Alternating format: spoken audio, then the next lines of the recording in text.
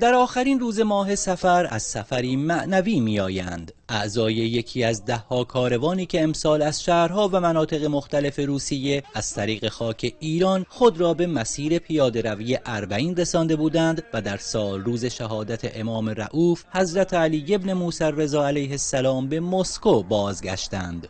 حاج وقار یکی از کسایی بود که به همراه گروهی از شیعیان سن پترزبورگ راهی سفر معنوی کربلا شدند.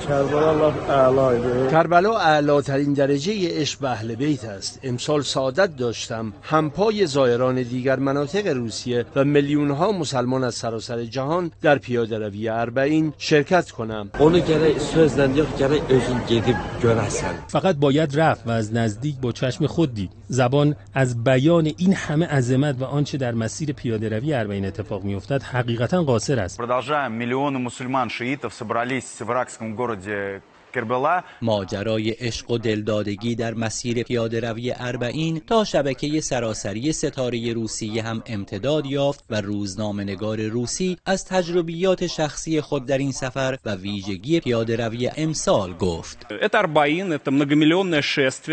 راهپیمایی اربعین فرصت و جایگاه مناسبی برای بیان دیدگاه سیاسی اعراب و مسلمانان در زمینه ظلم ستیزی و مقابله با بی‌عدالتی است. با توجه به ادامه نسل‌کشی در نوار غزه، امسال به طور خاص میلیون‌ها مسلمان با در دست گرفتن عکس‌ها و تصاویری از قتل عام زنان و کودکان در غزه و برپایی نمایشگاه عکس و فیلم از آرمان رهایی قدس و مردم غزه حمایت کردند.